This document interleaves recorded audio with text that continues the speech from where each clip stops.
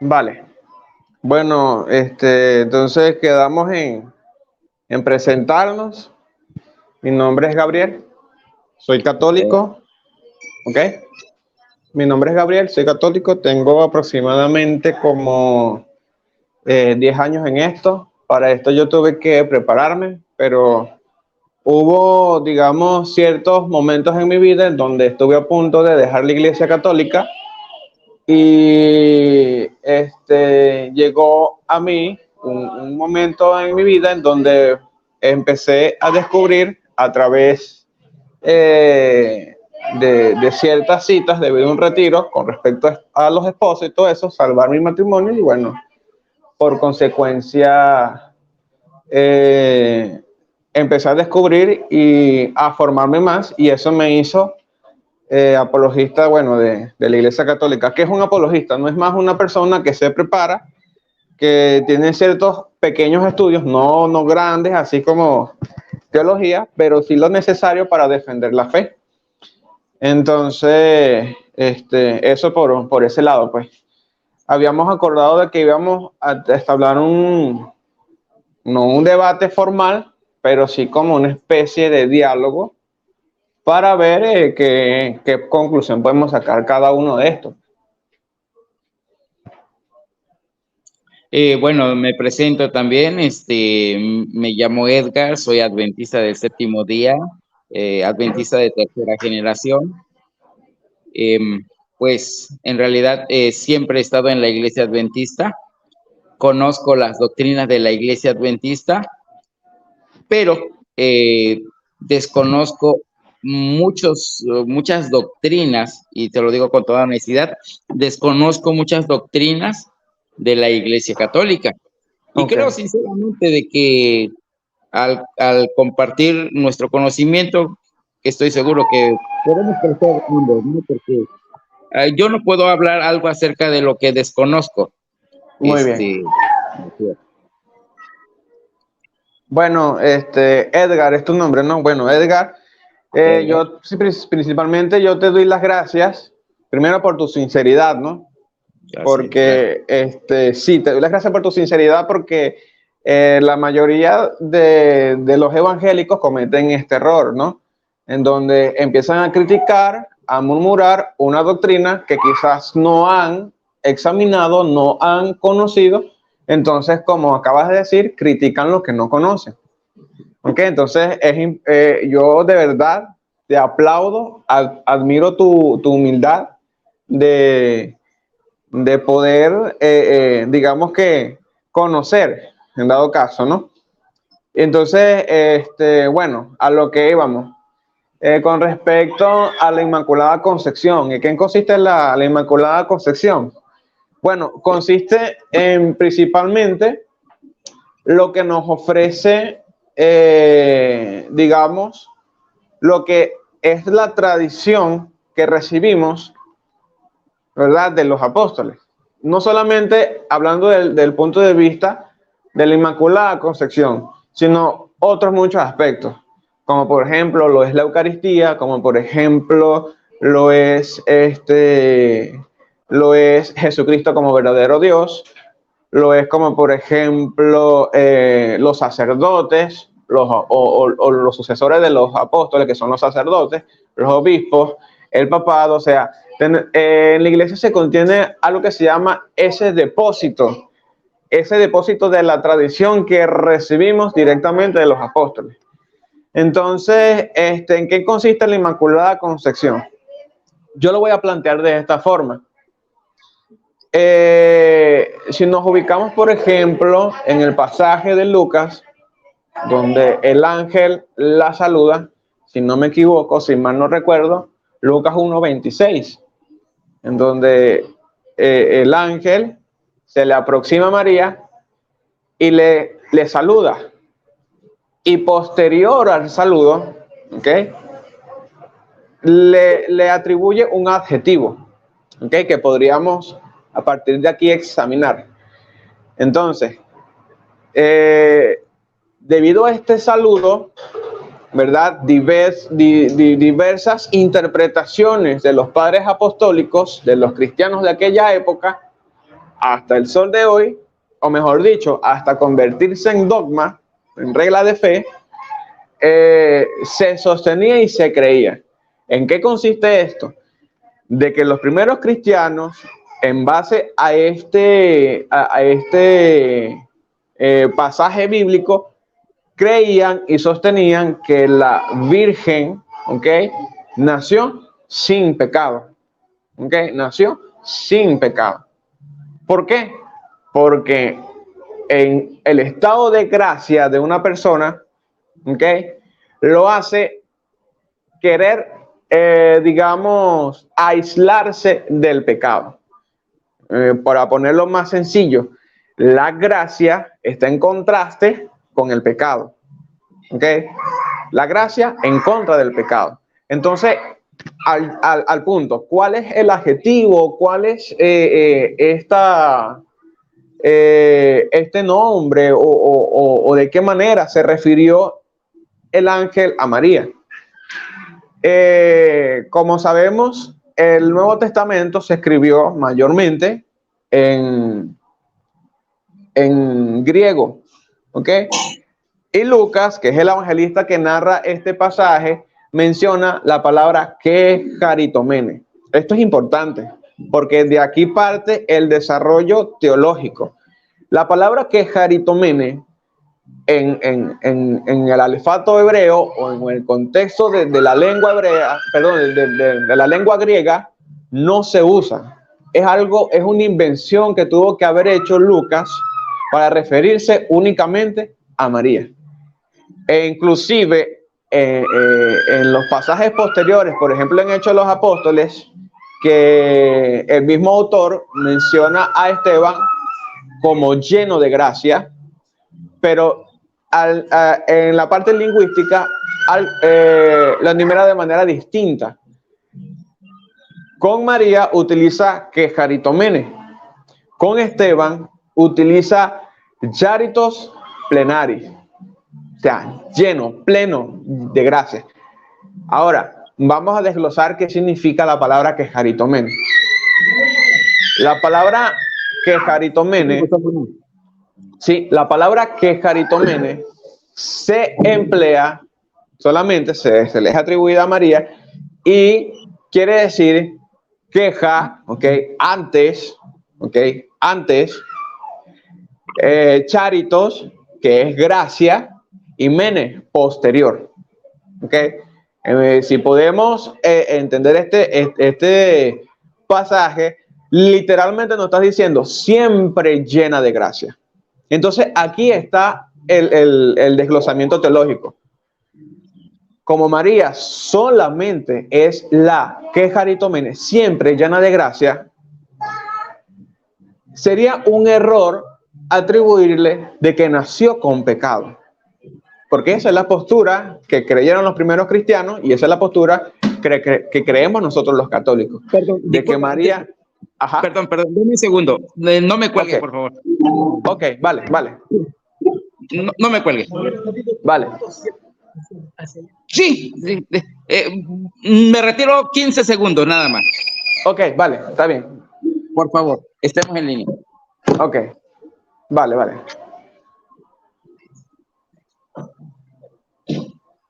¿Qué hago?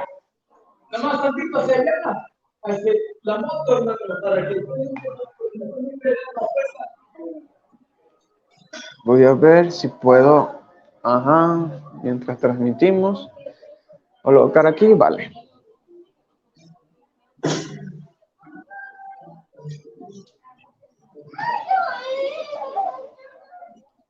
¿Está bien? Sí, ahí.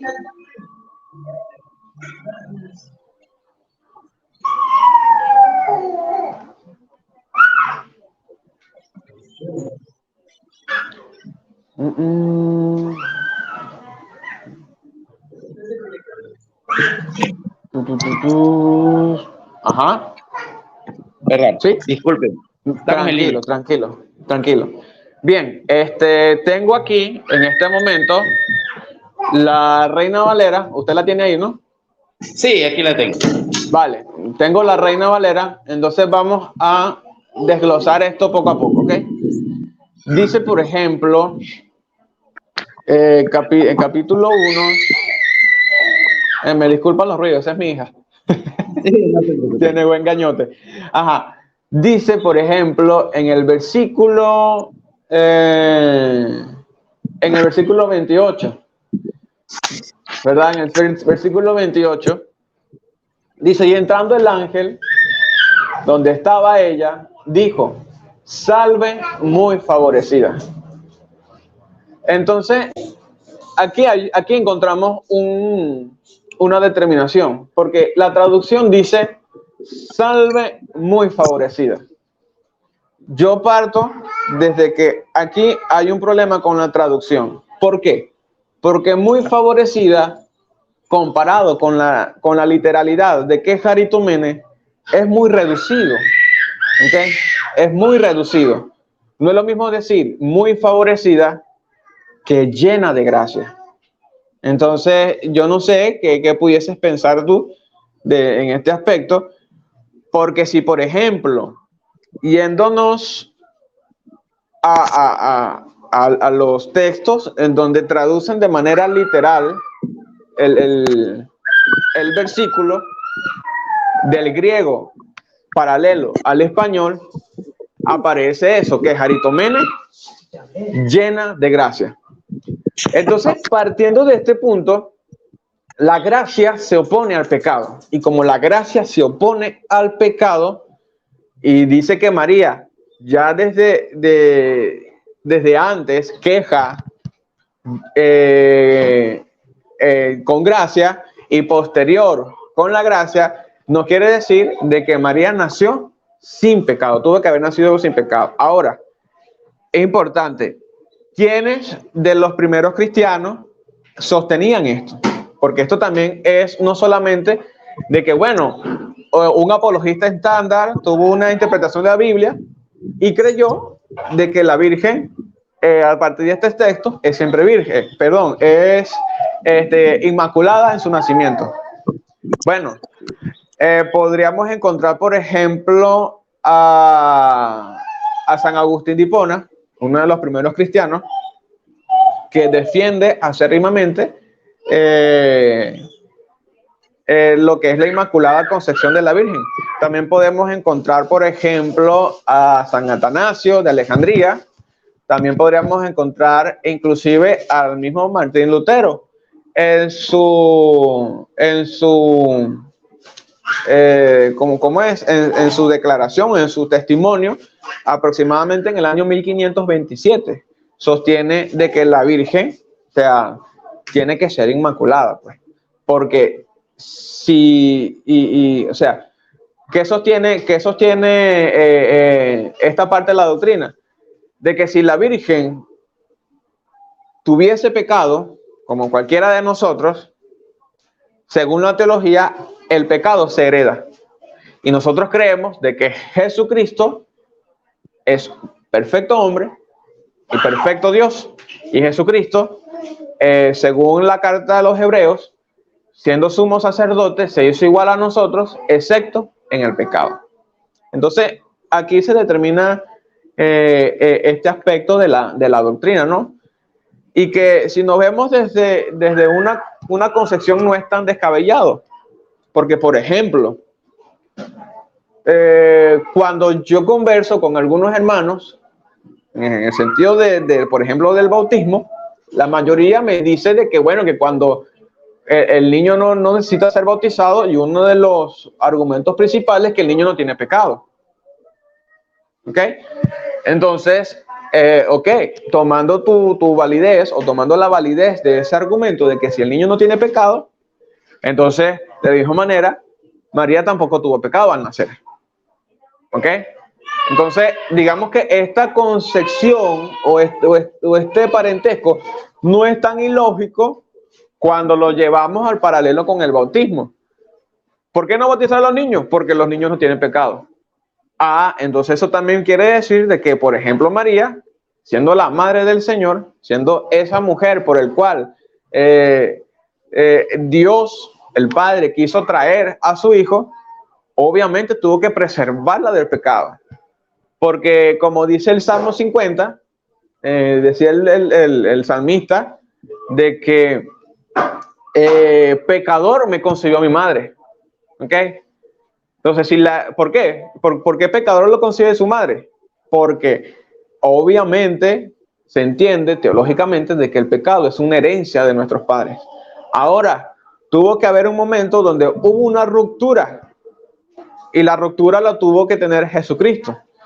Y este mérito que se tiene de María como Inmaculada Concepción no es mérito propio, sino es el mérito que se tiene o que ella tiene por medio de Jesús. Por medio de Jesús, como de ella iba a nacer el Mesías, Cristo, por medio de Cristo, ella, por ende, tiene que ser inmaculada para que no le traspase el pecado o para que no le transfiera el pecado.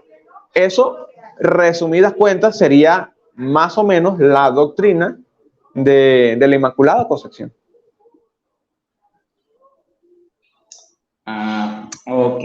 Mira, veo que tú me citas muchos párrafos bíblicos. ¿Cómo? Eso me muestra que tú eres una persona que lees la Biblia y eso está bien, ¿no? Claro.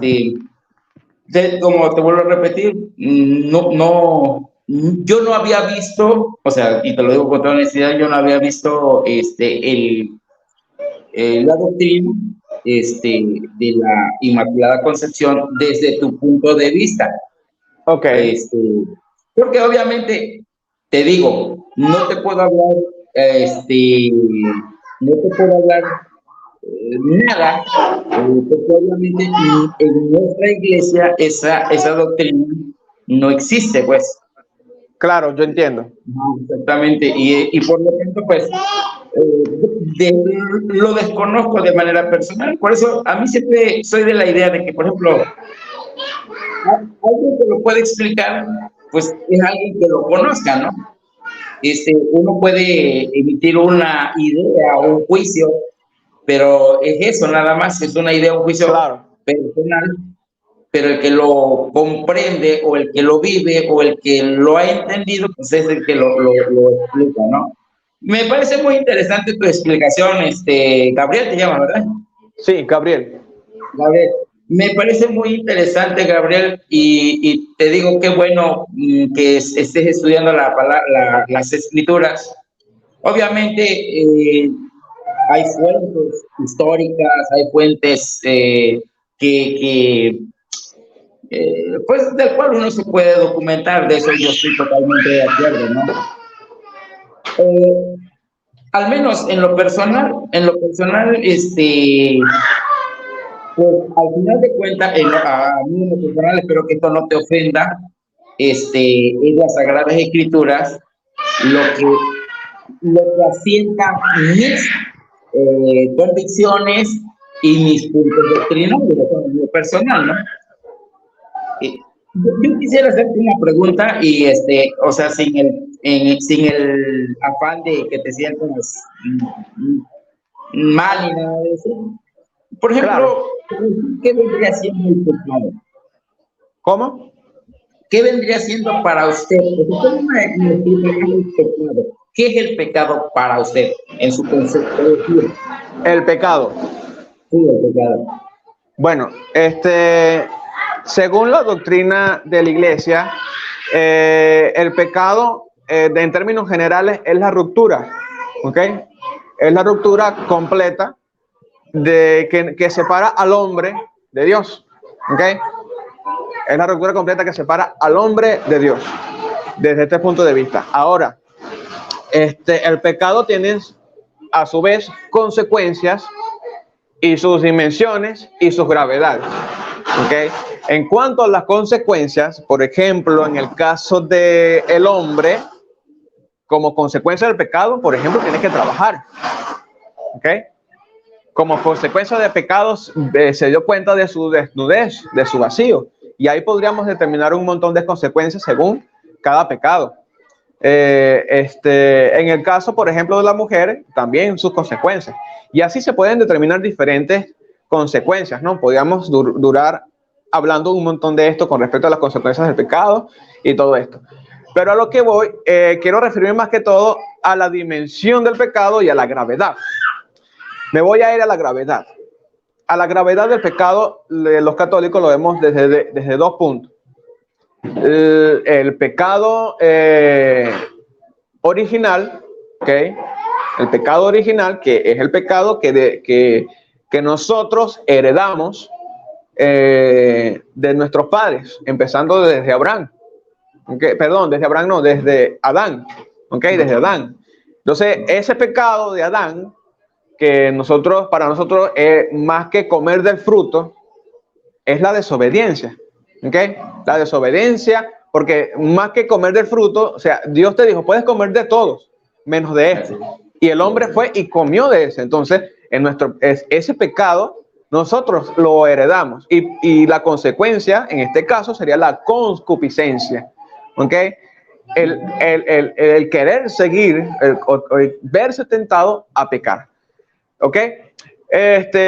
Otra gravedad que podríamos tener en cuestiones de pecado es el pecado mortal.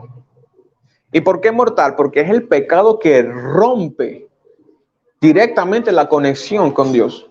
Rompe totalmente la conexión con Dios. Y es aquí donde podemos ver en este pecado las dimensiones de la materia. ¿Ok? Si la materia es grave, el pecado es mortal.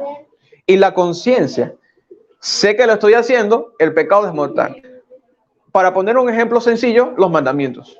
Sé que los mandamientos tengo que cumplirlos, pero no quiero cumplirlos. Se puede decir que estoy cometiendo pecado grave, pecado mortal.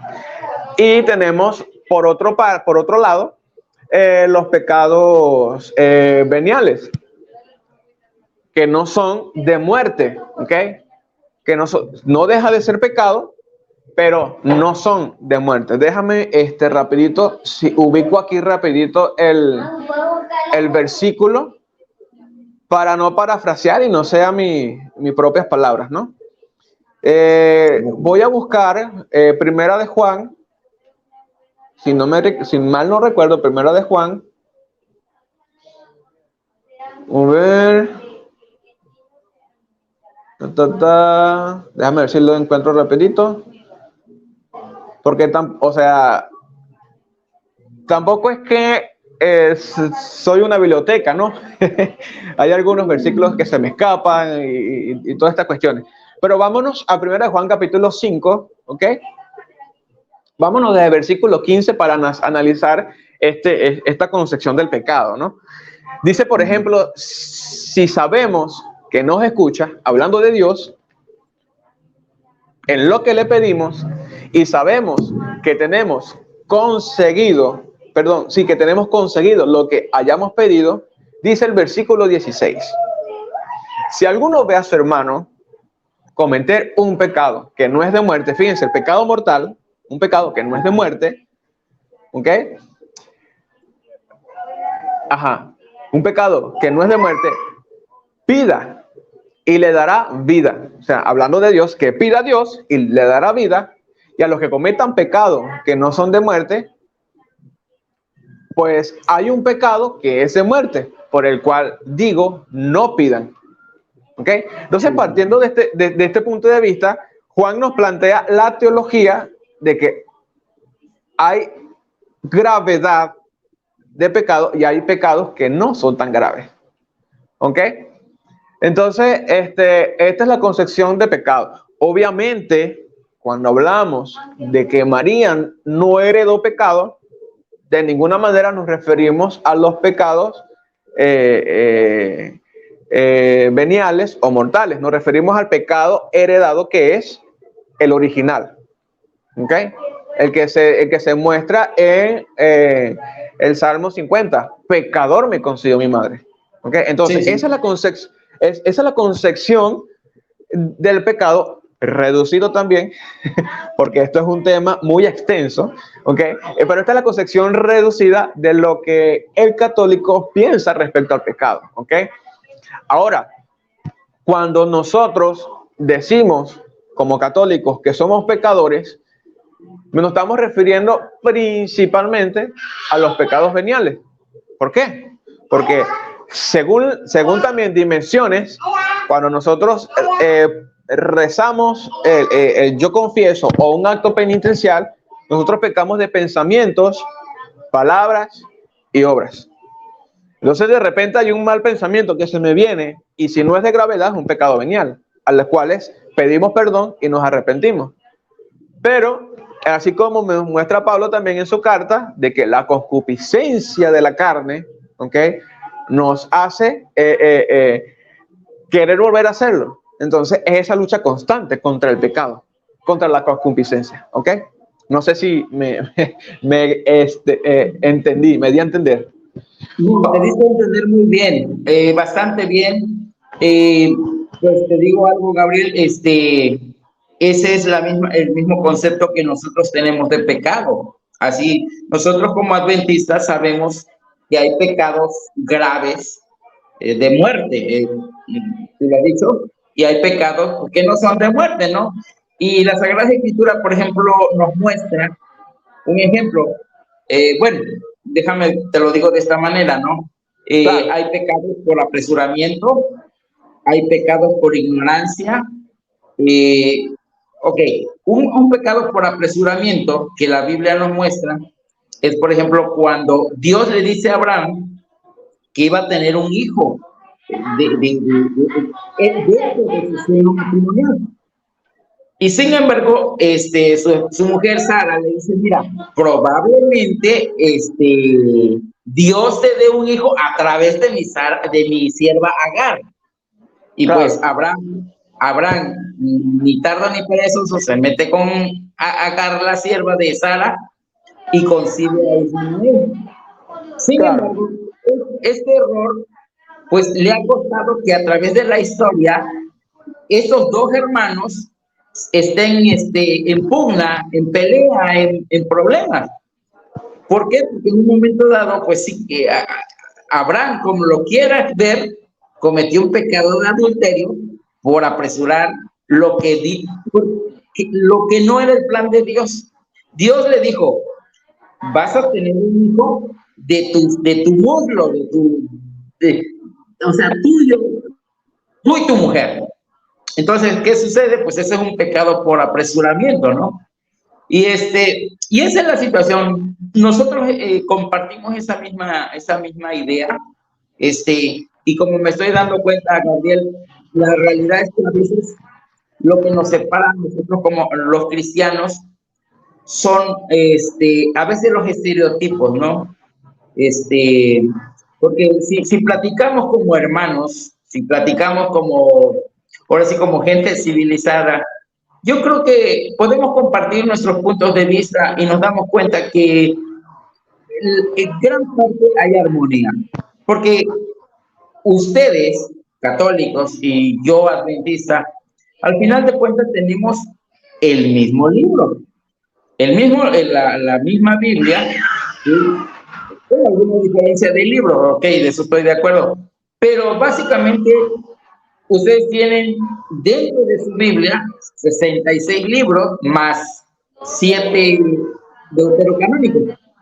Y coincidimos, ¿no? Porque al final de cuentas la Sagrada Escritura es lo que nos fundamenta a todos nosotros como cristianos. Porque yo creo que usted cree en Cristo, yo creo en Cristo, ¿sí? Y eso es todo lo que te puedo decir, ¿no? Al final de cuentas me doy cuenta que tienes una bonita explicación. No hay tanta adversidad. A veces yo entiendo que muchos religiosos, y lo digo con todo respeto de cualquier otra religión, denostar, insultar o degradar el credo de otra persona, pues no te hace más cristiano, ¿no? O sea, definitivamente. Nosotros tenemos que creer una cosa muy sencilla. La verdad absoluta no la tenemos nosotros, ¿sí? Y creo sinceramente como hermanos, compartiendo pues puntos en la creencias, podemos llegar a una concordia sin estar peleándonos o ofendiéndonos, porque por ejemplo, mira, te lo voy a decir, y yo te respeto como católico, y por ejemplo, nosotros como seres humanos nos sentimos parte de una familia, ¿no? Y creo yo esto, te lo voy a decir. Si alguien insulta a mi familia, yo me ofendo. O sea, me ofendo, porque al final de cuentas soy ser humano. Si alguien ofende mi denominación religiosa, también me ofende. Podemos tener dudas, podemos tener preguntas. Eso no tiene por qué ser ofensivo. Y también creo de la misma manera que si alguien te ofende, tus creencias, tu denominación religiosa, pues es lógico que se ofende uno, ¿no? Uno es ser humano, y al final de cuentas, lastimarnos, pues no nos lleva a nada bueno. O sea, al menos esa es mi manera de pensar. Claro. Yo pienso que dices algo importante, porque sí, ciertamente hay, digamos, de lados extremistas, personas que, digamos, que llevan al extremo su creencia, su religión, y yo pienso que las divisiones las hace el hombre, no Dios. Si no, por ejemplo, al Evangelio según San Juan, okay, capítulo 17, verso 21, él ruega al Padre, Padre, yo ruego por ellos, para que sean uno. Para que sean uno, como tú y yo somos uno. Entonces, pienso de que las divisiones las crea el hombre. Y ojo, aquí cabe también connotar otra enseñanza, de que, bueno, sí, ciertamente las divisiones las hace el hombre, pero también nosotros, hombres, pero hombres comprometidos con Dios, tenemos que buscar la unidad a través de la verdad. ¿Me explico? Me explico. Y es por eso que yo acepté cosas que no hacen muchos católicos. Ojo, yo acepté, oye, quiero hablar. Bueno, excelente, vamos a hablar. Pero muchos católicos no están de acuerdo con lo que yo hago. ¿Por qué? Porque no han experimentado este tipo de cosas. Y fíjate, Edgar, yo estoy aquí gracias o estoy experimentando este tipo de situación porque el Señor me rescató de un punto en donde casi me salgo de la iglesia. Y para mí, no sé para ti, pero para mí, la iglesia católica es la que Cristo fundó. Y claro, no me di cuenta en el momento, sino que me di cuenta posteriori de que empiezo a investigar, a indagar y todo eso. En donde yo termino, wow, qué error iba a cometer. Me iba a salir de la iglesia que yo considero que es la que fundó Jesucristo. Y hay diferentes razones, y si quieres más adelante lo podríamos dialogar. Entonces, así como el Señor me rescató, ¿verdad?, de esa circunstancia, a pesar de los insultos que recibo de parte tanto de evangélicos, de no católicos, como de católicos, desprestigio de católicos y de no católicos, yo me siento comprometido, ¿ok? Yo me siento comprometido para asegurar o para evangelizar a través de lo que el Señor me ha mostrado, ¿ok?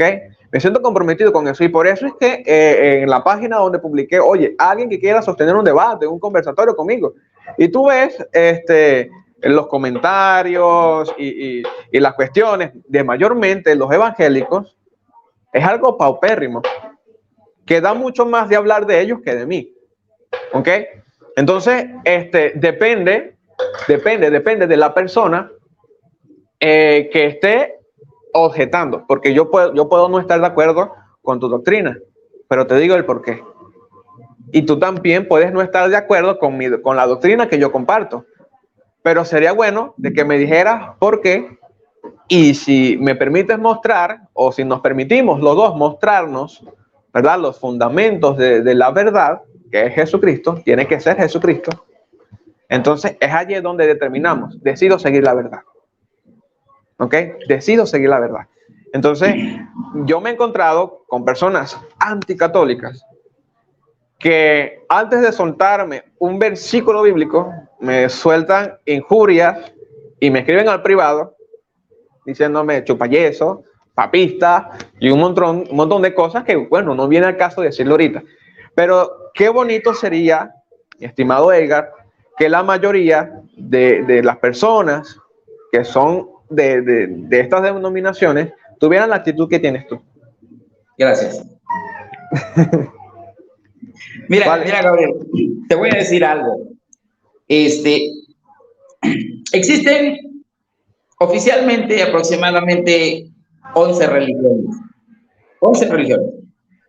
Cristianismo, judaísmo, shintoísmo, islamismo, budismo, zoroastrismo, ya no me acuerdo de los demás, pero son aproximadamente 11 religiones. Mira, hay un problema.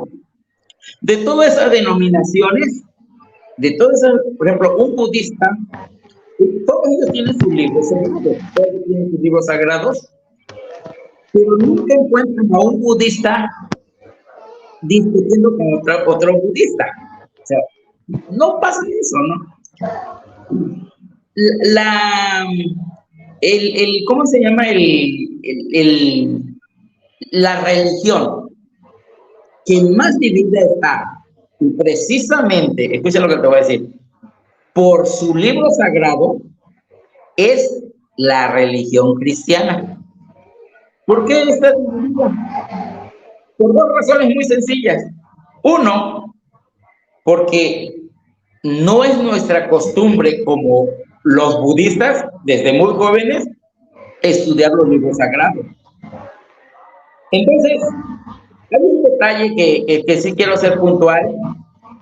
Cuando nosotros estudiamos las Sagradas Escrituras, por lo general siempre llegamos a las mismas conclusiones. Como te vuelvo a repetir, mira, me sorprende, honestamente te lo digo, que ese concepto que tú tienes de pecado es exactamente el mismo concepto que tenemos nosotros de pecado. ¿Sí? Usted es católico, yo soy adventista. Pero ¿cuál es la razón? La razón es que usted estudia las Sagradas Escrituras. Y eso es lo que realmente, al final de cuentas, llegamos a los mismos conceptos. ¿Qué nos divide? Pues una denominación, un nombre, pero los conceptos son iguales. Sí, me sorprende sinceramente. Y Gabriel, de verdad, qué bueno que haya gente como tú.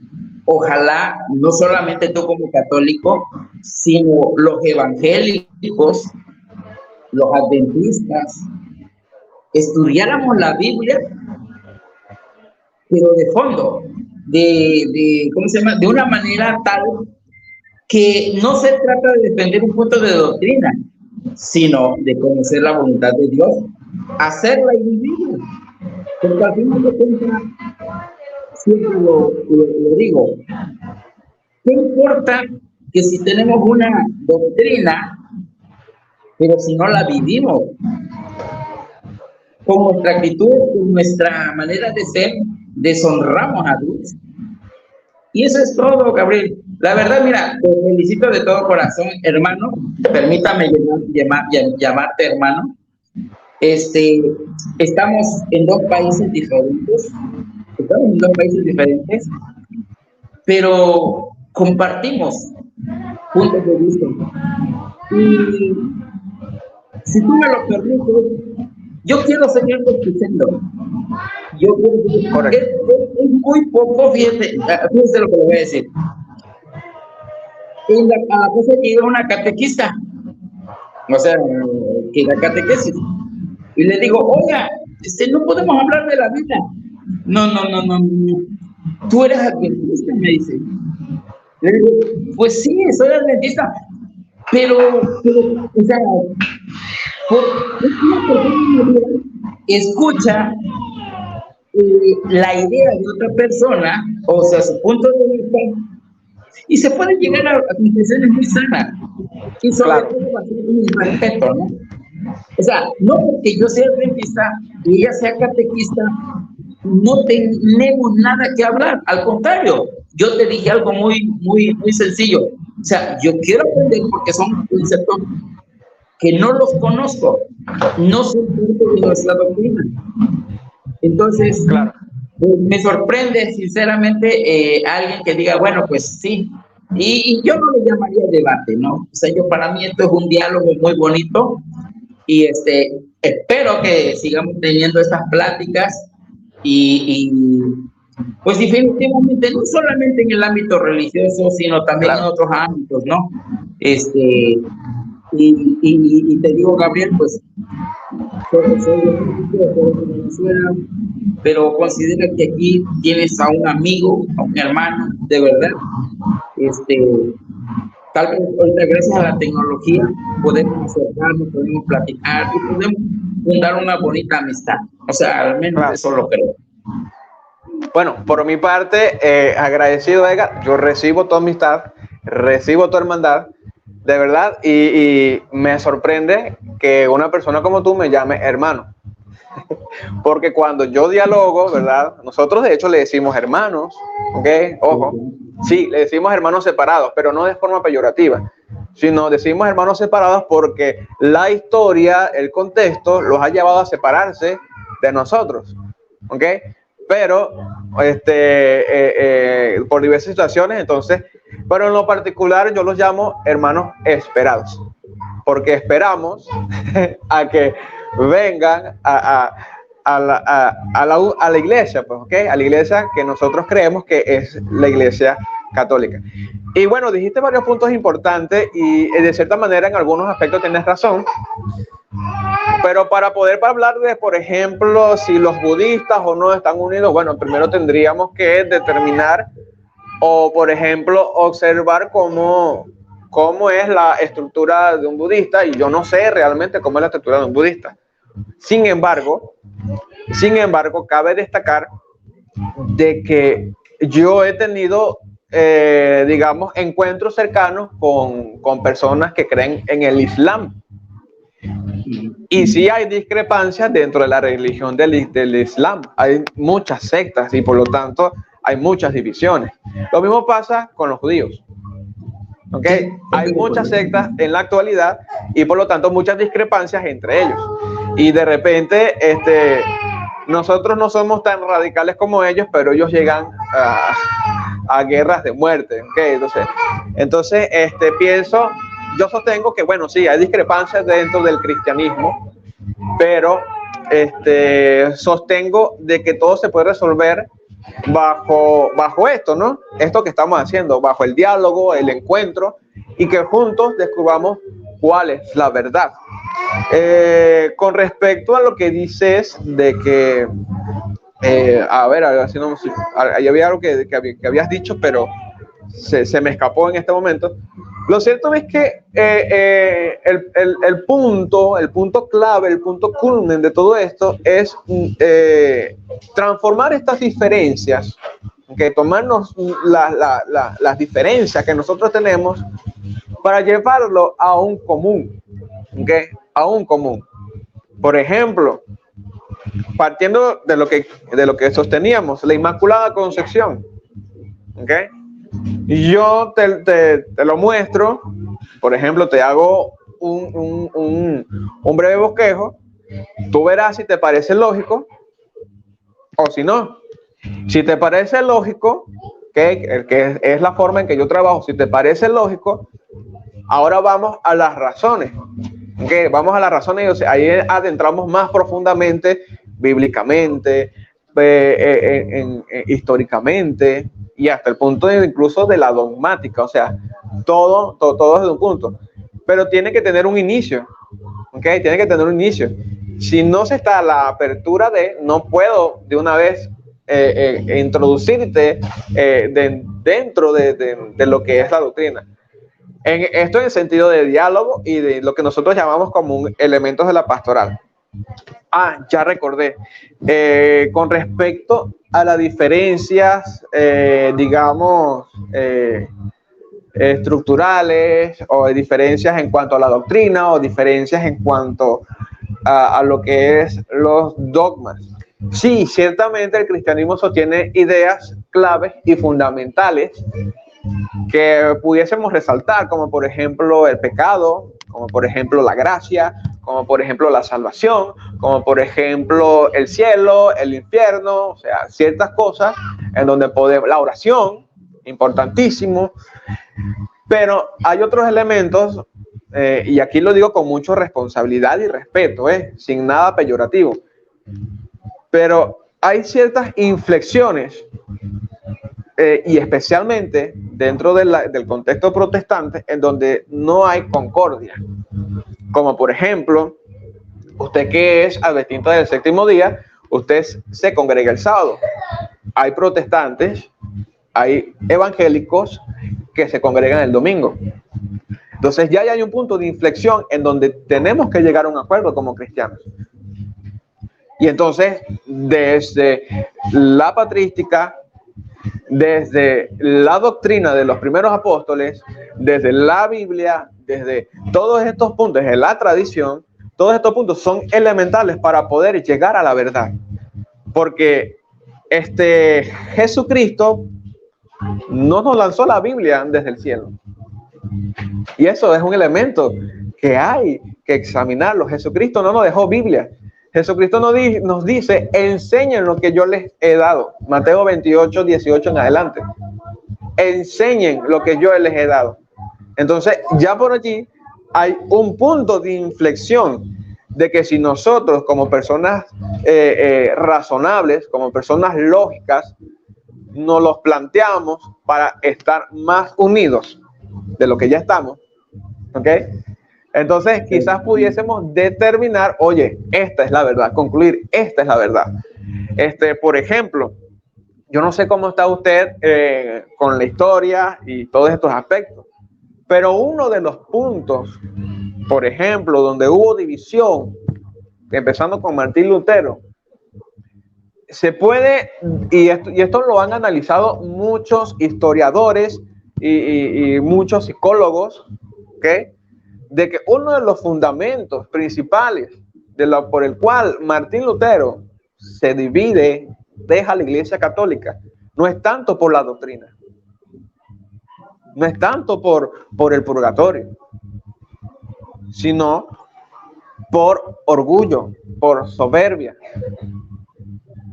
Por orgullo y soberbia. Cuando, por ejemplo,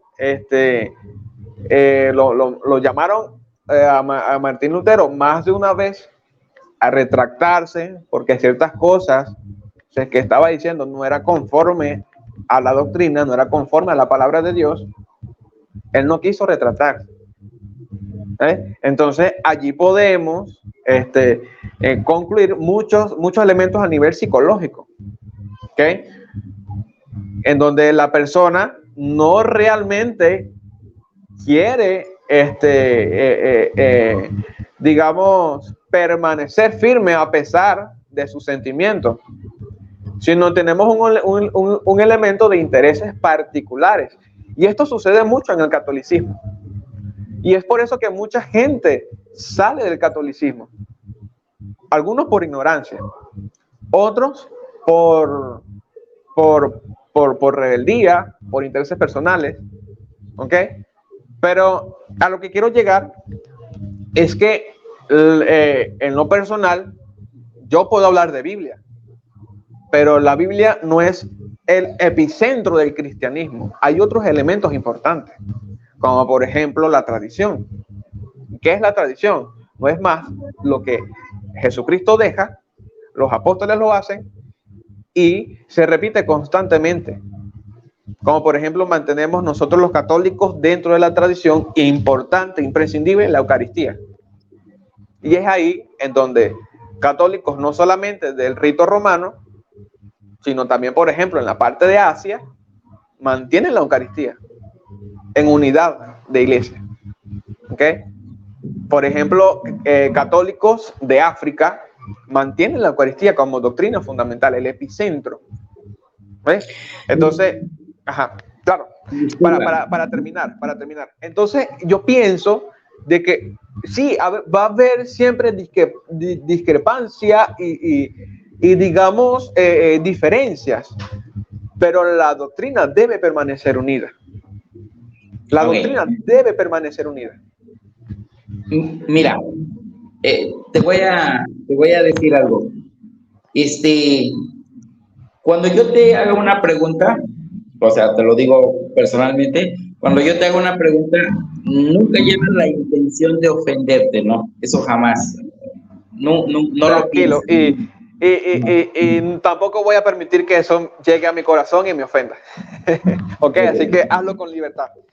Ok, bueno, mire, la Biblia no es un libro, es una biblioteca. ¿Por qué? Porque Claro. son 76 libros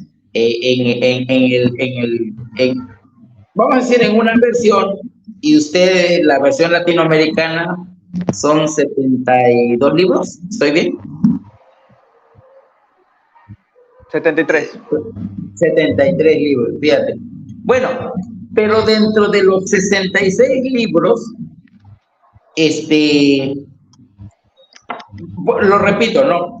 La Biblia no es un libro, es un conjunto de libros que no fue escrito en un periodo corto, fue escrito en un periodo bastante largo de 1500, 1600 años. No fue escrito por una persona, fue escrito por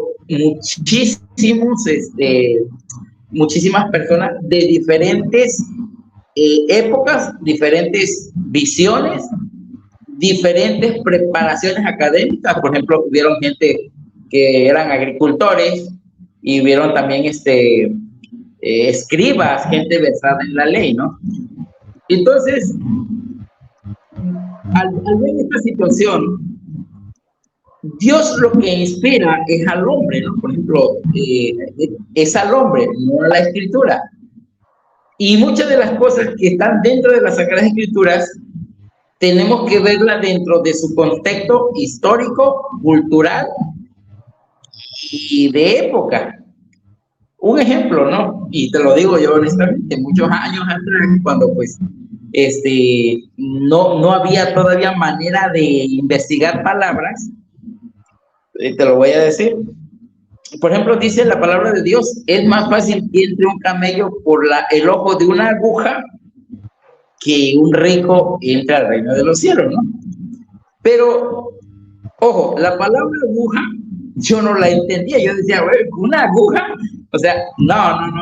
Pero ya investigando más de fondo, ahorita que tenemos ya las herramientas, que es el internet, y que es una herramienta, pues no era una aguja de coser, ¿sí? No es una aguja de coser, era una puerta estrecha, ¿no? Entonces, por eso te voy a repetir, ¿no?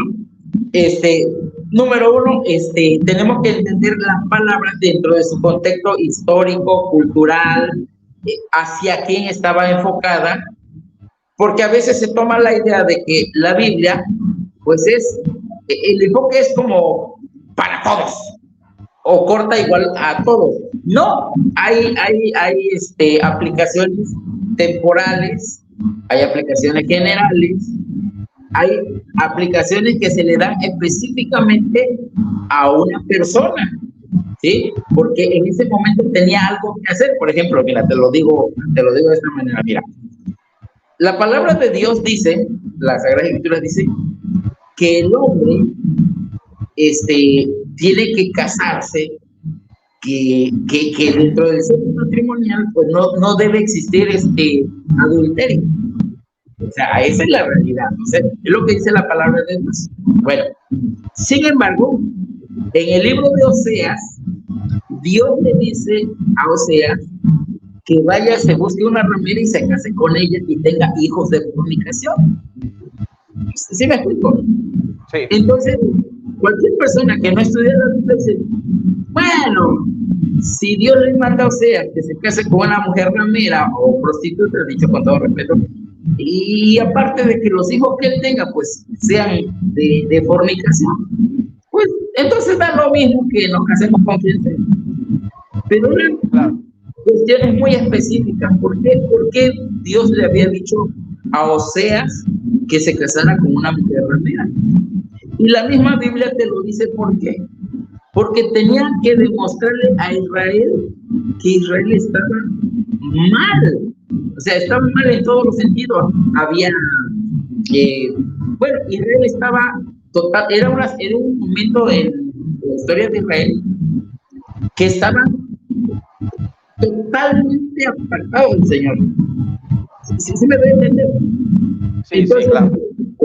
por eso necesita uno estudiar las Sagradas Escrituras, primeramente con oración, ¿no? Primeramente con oración. Y segundo, pues meternos ¿cómo se llama? Meternos al contexto histórico y circunstancial para ver en qué circunstancias la Biblia está, cómo se, perdón, hacia qué se está aplicando la cuestión, como te estoy poniendo el ejemplo de Osea, ¿no? Y de esa manera, ahora, si de momento nosotros no entendemos las palabras, pues eso es lo que también a veces nos genera confusión. Y te lo digo honestamente, mira, yo tengo una costumbre. Hay palabras en las Sagradas Escrituras que no se entienden. Entonces, ¿qué es lo que hago? Hay dos cosas que hago. Uno, busco más versiones de Biblia, y al final de cuentas, busco el significado en internet, o sea, ¿qué significa tal cosa? Y de esa manera digo, pues sí, o sea, que es más sencillo entenderlo. Pero si nosotros no nos tomamos la molestia de profundizarnos, ahí empiezan empiezan exactamente los problemas y empiezan las situaciones que tienen que vivirnos en lugar de ellos. ¿Estamos de acuerdo? Sí, pero hay un punto en la que discrepo un poco debido a que si nosotros nos vamos al contexto, a la raíz, aún así en lo personal pienso que no es suficiente. Si nos vamos, por ejemplo, utilizamos la hermenéutica, porque por ejemplo esta pregunta yo lo he hecho bastante. Yo les digo, por ejemplo, la otra vez estaba hablando con unos que estaban en una plaza y les pregunto, yo soy católico y leo la Biblia, pero le pregunto, ¿cómo puedo llegar? No, soy católico. Me dice, bueno, lee la Biblia, léela completa, pide el Espíritu Santo y después, bueno, tú te vas a dar cuenta que te vas a hacer evangélico. Muy bien. Entonces le digo, ¿cómo tengo que leer la Biblia? No, pide el Espíritu Santo. Muy bien. Pido el Espíritu Santo, leo la Biblia y llego a la conclusión. Sí, pero justamente yo hice eso y me hice católico. Y así también, justamente, muchas personas leen la Biblia y se hacen, por ejemplo, adventistas, se hacen, por ejemplo, mormones, se hacen, por ejemplo, testigos de Jehová, se hacen presbiteranos, luteranos, calvinistas, y así un sinfín, pentecostales, evangélicos, etc., y así con un sinfín de personas que utilizando la hermenéutica, la exégesis, el Espíritu Santo, llegan a conclusiones distintas. Entonces, ¿qué pasa? La Iglesia Católica, como busca la unidad, no permite que cualquiera lea e interprete la Biblia a su modo. Sí, de cierta manera hay cosas que son por inferencia, que no es necesario buscar un diccionario, no es necesario buscar lo que quiso decir, no es necesario buscar un contexto, porque puedo sacar una enseñanza de eso.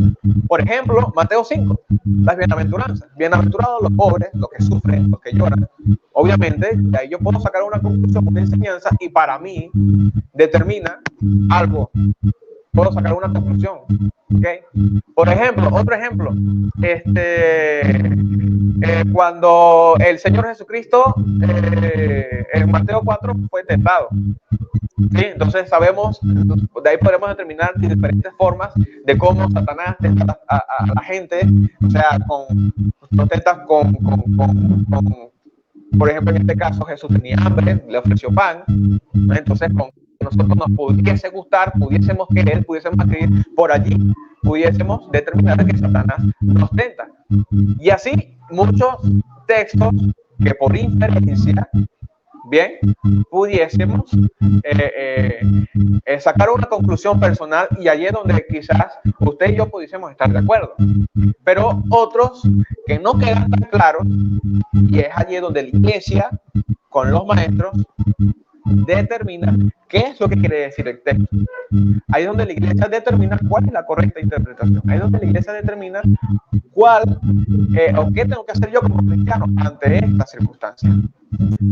Hay un texto que yo quiero compartir contigo que respalda lo que estoy diciendo. Déjame buscarlo aquí rapidito para que no sean palabras mías.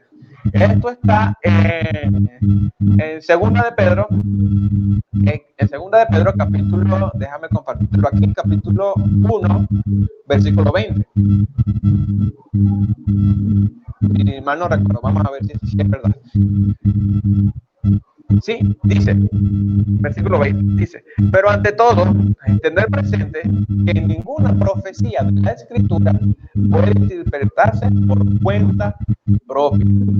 Aquí hay una enseñanza de Pedro. Primero, ninguna profecía de la Escritura puede interpretarse de cuenta propia.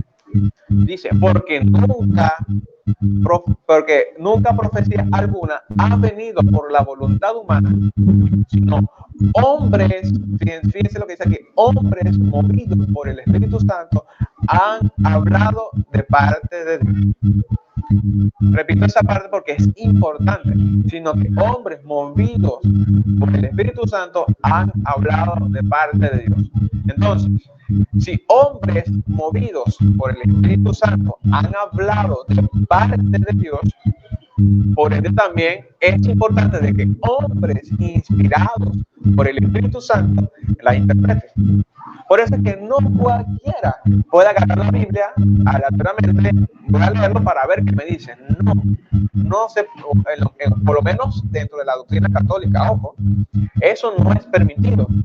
Porque, bueno, Pedro te explica más adelante, en este mismo libro, en el capítulo 3, verso, vamos a buscar aquí, si no me equivoco, 15, verso 15, dice, para entender el contexto lo tomo desde el 15, dice: la paciencia de nuestro Señor, juzgadla como salvación. Estoy leyendo la Jerusalén, ¿ok? Juzgadla como salvación, como os escribió también Pablo, nuestro querido hermano, según la sabiduría que le fue otorgada. ¿Cuál sabiduría? Obviamente la sabiduría del Espíritu Santo, ¿ok? No cualquier sabiduría, sino la sabiduría del Espíritu Santo. Dice el 16, lo que también en otras cartas, cuando habla en ellas de esto, ¿okay? Hablando de la sabiduría que me fue otorgada, aunque aquí hay un punto culmen, aunque hay en ellas cosas difíciles de entender, que los ignorantes y débiles, en otros pasajes dice incautos o ignorantes o inconstantes, que los ignorantes y débiles interpretan torcidamente, como también las demás escrituras, para su propia perdición. Entonces, este es el peligro que la iglesia resalta.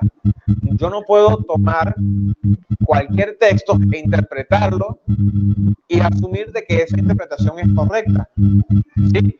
Y cosas contundentes, como por ejemplo la escatología de Apocalipsis. ¿Cuántas, o mejor dicho, cuánta unanimidad hay en el sentido del protestantismo, en este sentido del Apocalipsis? Muchas, mejor dicho, no lo hay, para ser concreto y siendo respetuoso, no lo hay. Como por ejemplo, hay unos que dicen que tiene tal día, o que el Apocalipsis o el fin del mundo era tal día, entonces su segunda venida iba a ser tal momento. Otros determinan otra cosa. O sea, no hay unanimidad. En cambio, la iglesia se mantiene unida en cuanto a la digamos, a la interpretación de las Sagradas Escrituras. Ojo, no con esto, la iglesia está diciendo tú no puedes agarrar la Biblia, tú no puedes leer la Biblia. Sí, sí la puedes leer, sí la puedes interpretar, sí la puedes escudriñar, pero en los puntos claves y en los puntos culmen, en los puntos que son difíciles, tienes que ir a la fuente, ¿ok? A la fuente que te explica, refiriéndome a la iglesia, a la fuente que te explica cómo entender ese pasaje, ¿sí? Por ejemplo, vámonos a un ejemplo aquí en la Biblia. Dame un segundo. ¿Ok? Ok, te vuelvo a repetir. Mira,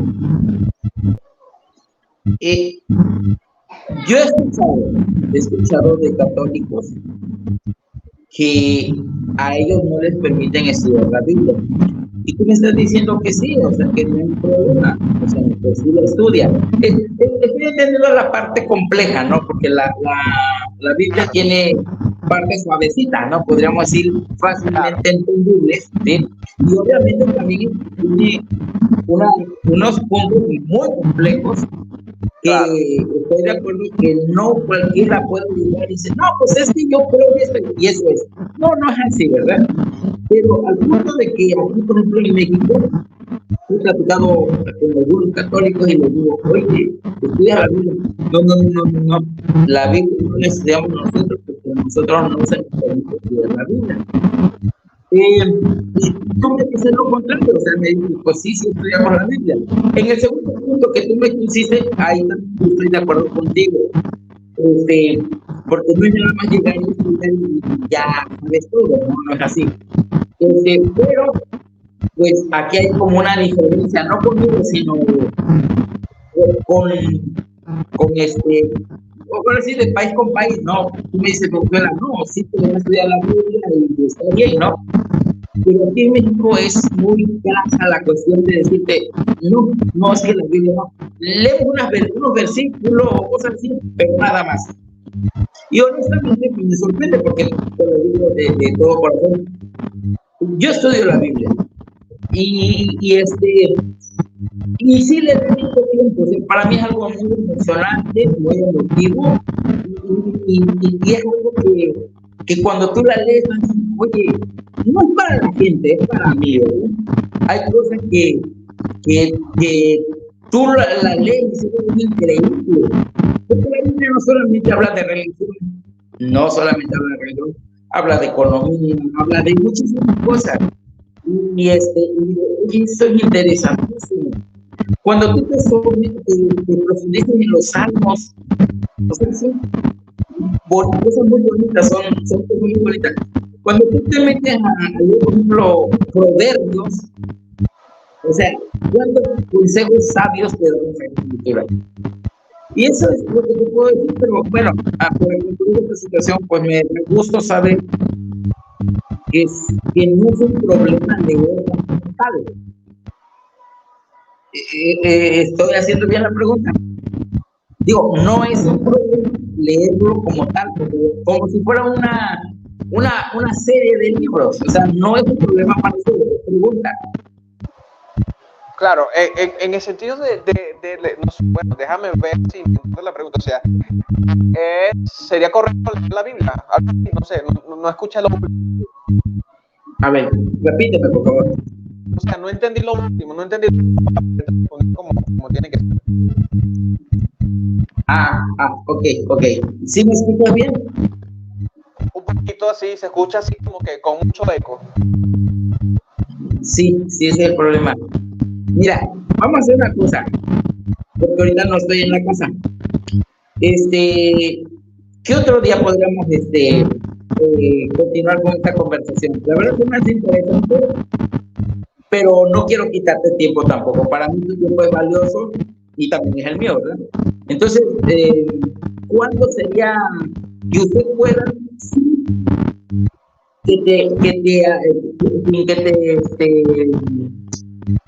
sin que te estorbe en tu trabajo, en tus compromisos diarios?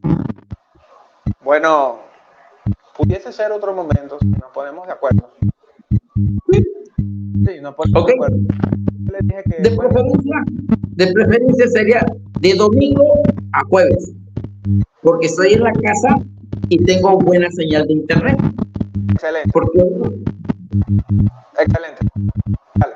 ok, entonces, créanme, se lo digo de todo corazón, me agradó tu plática, veo que eres una persona preparada. Gabriel, yo creo que si te sigues preparando, podrás llegar a ser pues, una persona de Dios, ¿no? Utilizada por el Señor, porque tú no te cuenta que tú eres Dios.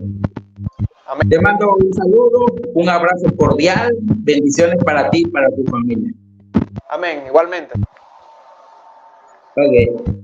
Gusto en haber